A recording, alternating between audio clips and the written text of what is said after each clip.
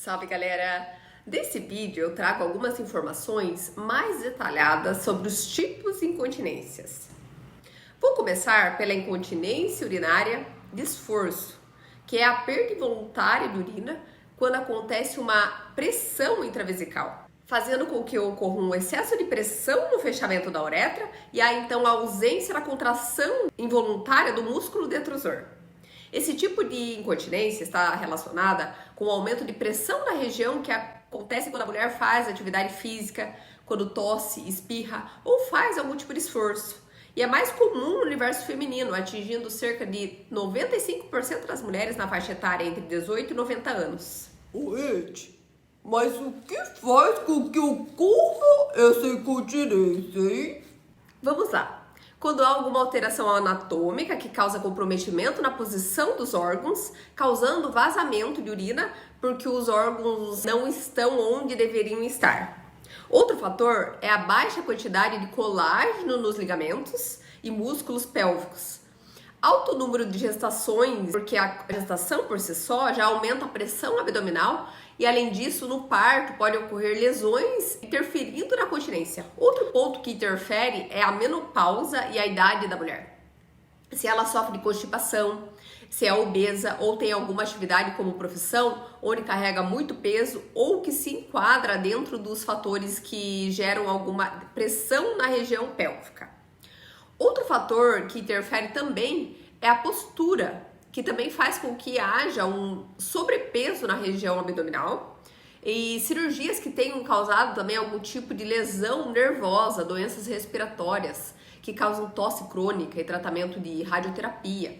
A causa da incontinência tem relação com algum problema que ocorre na uretra e no colo vesical, fazendo com que o esfíncter uretral não trabalhe de modo eficiente.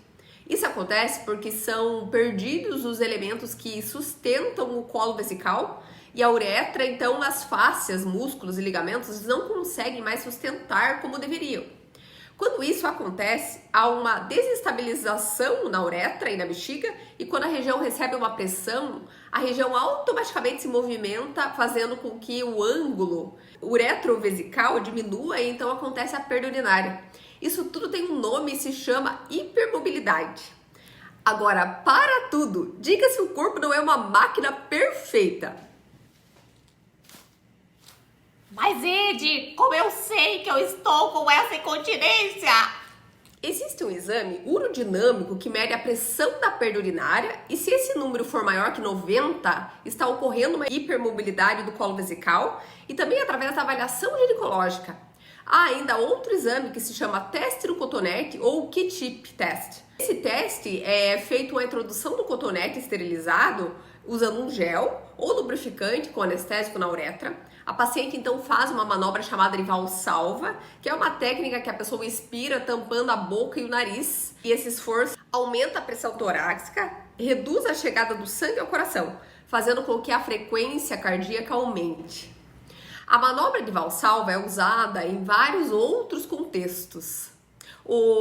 Agatha, você pode fazer um favor de mostrar como é que é a manobra de valsalva pra galera? Claro!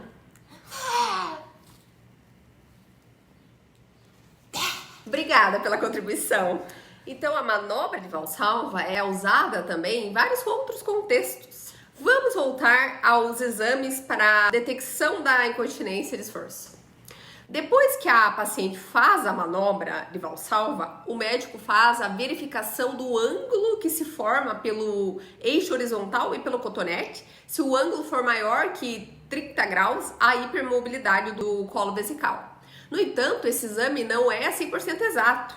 Uma das principais causas da incontinência de esforço é quando o esfíncter uretral não consegue executar sua função, ou seja, ele não fecha de modo adequado, fazendo com que a pressão de fechamento seja baixa e fazendo com que a pressão intravesical ultrapasse a pressão do fechamento da uretra, aí a urina passa. A causa desse problema está associada a cirurgias pélvicas ou perineais, baixa de estrogênio, radioterapia, trauma na uretra, uso de algumas medicações ou sondas por período muito longo ou lesões do sistema nervoso periférico, parasimpático e simpático.